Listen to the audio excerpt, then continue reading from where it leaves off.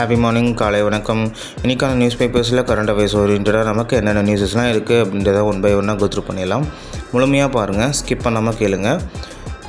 Revised annual planar வேறு விட்டுருக்காங்க, எல்லாருமே கோத்ரூ பண்ணியிருப்பீங்க நம்புகிறோம். 2A நிறையா சேஞ்சஸ்லாம் கொண்டு வந்திருக்காங்க. கிட்டத்தட்ட 2000 வேக்கன்சிஸ் இருக்குது. ஸோ இனிமேல் வரிசையாக எக்ஸாம் திருவிழா தான். ஒரு 6 மாதம் கடுமையாக உழைச்சிங்கன்னா உங்கள் லைஃபே சேஞ்ச் பண்ணிடலாம். ஸோ உங்கள் கையில் தான் இருக்குது, எல்லாமே உழைக்கிறதும் இல்லை வெளியிலேருந்து வேடிக்கை பார்க்குறதும்.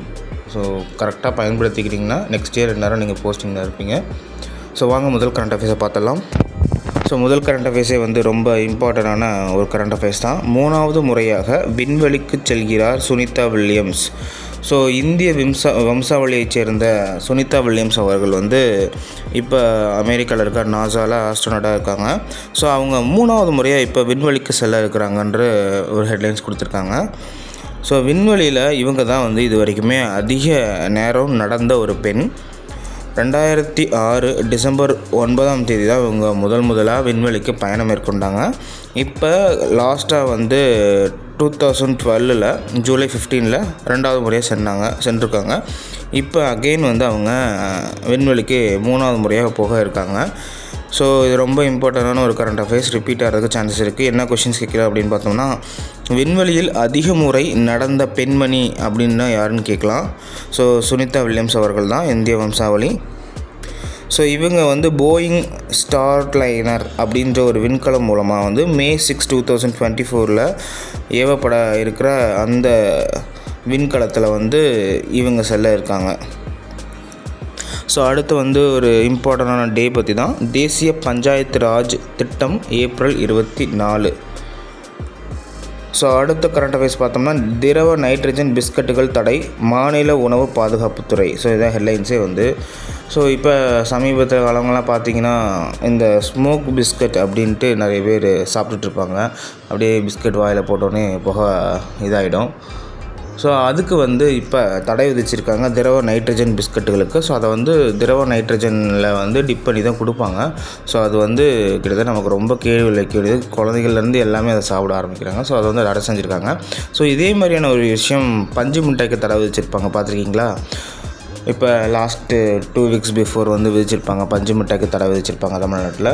ஸோ இது மாதிரி ரீசெண்டாக என்னென்ன விஷயங்களுக்கு தடை விதிச்சிருக்காங்க அப்படின்னு ஜஸ்ட் கோத்ரூ பண்ணிக்கோங்க. ஸோ அடுத்த கரண்ட் அஃபேர்ஸ் பார்த்தோம்னா ரொம்ப இம்பார்ட்டண்டான ஒரு கரண்ட் அஃபேர்ஸ் தான். மரண ரயில் பாதை தியாகிகள் நினைவு நாள் ஏப்ரல் 25. ஸோ இது 80வது நிறைவு நாள். ஸோ இந்த மரண ரயில் பாதை அப்படின்னா என்ன அப்படின்னு பார்த்தோம்னா, பர்மாவையும் தாய்லாந்தையும் இணைக்கும் ஒரு ரயில் பாதை. இந்த ரயில் பாதை ஜப்பான் அவங்க தான் கன்ஸ்ட்ரக்ட் பண்ண ஆரம்பித்தாங்க. ஸோ இதுக்காக ஏஷியாவில் இருக்க எல்லா லேபர்ஸையும் வர வச்சு கிட்டத்தட்ட ரொம்ப டார்ச்சர் பண்ணி தான் இந்த ஒர்க்கு கண்டிப்பாக வேலை செஞ்சே ஆகணுன்ற மாதிரி ஒரு ஃபோர்ஸ்டு லேபர்ஸாக வச்சு அவங்கள வேலை வாங்கினாங்க. கடுமையான தண்டனையை அறிவித்தாங்க. ஸோ இதில் கிட்டத்தட்ட நிறைய பேர் இறந்து போனாங்க. ஸோ இதை இந்த ரயில் பாதை, அதாவது பர்மாவிலேருந்து தாய்லாந்தை இணைக்கும் இந்த ரயில் பாதை தான் மரண ரயில் பாதை அப்படின்னு அறிவித்தாங்க. ஏன்னா அவ்வளோ பேர் இறந்தாங்க இந்த கன்ஸ்ட்ரக்ஷனில். ஏன்னா அவ்வளோ டார்ச்சர் ஒர்க்கில் இருந்திருக்கும். அப்படி ஒர்க் பண்ணாதவங்களுக்கு கடுமையான தண்டனை கொடுத்துருப்பாங்க. இதில் கிட்டத்தட்ட 1.5 லட்சம் தமிழர்களுமே உயிரிழந்திருப்பாங்க. இந்த ரயில் பாதைக்கு பேர் சயாம் பர்மா ரயில் பாதை அப்படின்னு சொல்லுவாங்க. இது 415 கிலோமீட்டர் தொலைவு டிஸ்டன்ஸ் ஃபுல்லாகவே இதோடது. ஸோ தாய்லாந்தையும் பர்மாவையும் இணைக்கும் ஒரு ரயில் பாதை. ஸோ இதை கிட்டத்தட்ட 1.5 லட்சம் தமிழர்களே இதில் இறந்துருக்காங்க. மற்றபடி இன்னும் ஏஷியாவில் நிறைய கண்ட்ரிஸ் எல்லாம் ஒர்க்கர்ஸ்லாம் இருந்திருப்பாங்க. ஸோ அவங்க எல்லாமே இறந்துருக்காங்க. ஸோ அதனால் இந்த ரயில் பாதைக்கே மரண ரயில் பாதை அப்படின்னு வச்சுருக்காங்க பேர். ஸோ அடுத்த கரண்ட் அஃபேர்ஸ் பார்த்தோம்னா ரொம்ப இம்பார்ட்டண்டான ஒரு கரண்ட் அஃபேர்ஸ் தான். டேபிள் டென்னிஸ் தரவரிசையில் நம்பர் 1 வீராங்கனை ஸ்ரீஜா அகுலா அப்படின்றவங்க இடம் பிடிச்சிருக்காங்க. ஸோ டேபிள் டென்னிஸில் நம்பர் 1 வீராங்கனை யாருன்னா ஸ்ரீஜா அகுலா. ஸோ அடுத்த கரண்ட் அஃபேர்ஸ் பார்த்தோம்னா ரொம்ப இம்பார்ட்டண்டான ஒரு கரண்ட் அஃபேர்ஸ் தான். 2023 இயற்கை பேரிடரால் மோசமாக பாதிக்கப்பட்ட நாடு இந்தியா அப்படின்ட்டு உலக வானிலை ஆய்வு மையம் அறிக்கை தாக்கல் செஞ்சுருக்காங்க. ஸோ இந்த கொஷின் ரிஃப்ளெக்ட் ஆகிறதுக்கு நிறையா சான்சஸ் இருக்குது. 2023 இயற்கை பேரிடரால் அதிகமாக பாதிக்கப்பட்ட நாடு இந்தியாவாக உலக வானிலை ஆய்வு மையம் அறிக்கை தாக்கல் செஞ்சுருக்காங்க. நல்லா கோத்ரூ பண்ணிக்கோங்க. ஸோ அடுத்த கரண்ட் அஃபேர்ஸ் பார்த்தோம்னா இது ஒரு ஜஸ்ட் ஒரு இன்ஃபர்மேஷன் தான். வேர்ல்டு டிசாஸ்டர் கேபிட்டல் அப்படின்னு சொல்கிறாங்க. அதாவது உலக பேரிடர் தலைநகரமாக 2023 உலக பேரிடர் தலைநகரமாக எது திகழ்கிறதுனா ஆசிய கண்டம் தான் திகழ்கிறது அப்படின்னு அறிவிச்சிருக்காங்க. ஸோ அடுத்த கரண்ட் அஃபேர்ஸ் பார்த்தோம்னா வாசா ஒன் ஆர்டிஃபிஷியல் இன்டெலிஜென்ட் அப்படின்றத மைக்ரோசாஃப்ட் நிறுவனம் தயாரிச்சிருக்காங்க. வாசா அப்படின்னா என்னென்னா விஷுவல் அஃபெக்டிவ் ஸ்கில் அப்படின்னு சொல்கிறாங்க. இது ஒரு ஆர்டிஃபிஷியல் இன்டெலிஜென்ட். இதை மைக்ரோசாஃப்ட் அவங்க டெவலப் பண்ணியிருக்காங்க.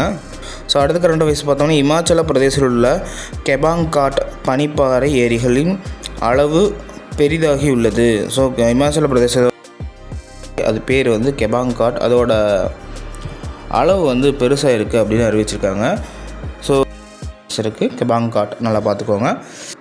ஸோ அடுத்த கரண்ட் அஃபேர்ஸ் இந்தியாவின் மிகப்பெரிய காலநிலை கடிகாரம் புதுடெல்லியில் இருக்குது. CSIR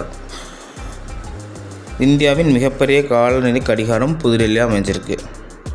ஸோ அடுத்த கரண்ட் அஃபேர்ஸ் பார்த்தோம்னா அனைத்து வகை கட்டணம் செலுத்தும் கருவியாக பாரத் ஒன் அப்படின்ட்டு ஒரு எப்படி கூகுள் பே பேடிஎம் மாதிரி பாரத் ஒன் அப்படின்னு ஒன்று லான்ச் பண்ணியிருக்காங்க. அனைத்து வகை கட்டணம் செலுத்தும் ஒரு கருவி. ஸோ இன்றைக்கான மேஜர் கரண்ட் அஃபேர்ஸ் எவ்வளோ தான். நாளைக்கான கரண்ட் அஃபேர்ஸ் நாளைக்கு பார்ப்போம். நல்லா கோத்ரூ பண்ணிக்கோங்க. ஒரு 6 மந்த் ஒர்க் பண்ணிங்கன்னா உங்கள் லைஃபே டோட்டலாக சேஞ்ச் பண்ணிடலாம். ஸோ உங்கள் கையில் தான் இருக்குது. ஹார்ட் ஒர்க் பண்ணுங்கள், ஸ்மார்ட் ஒர்க்கும் பண்ணுங்கள். All the best.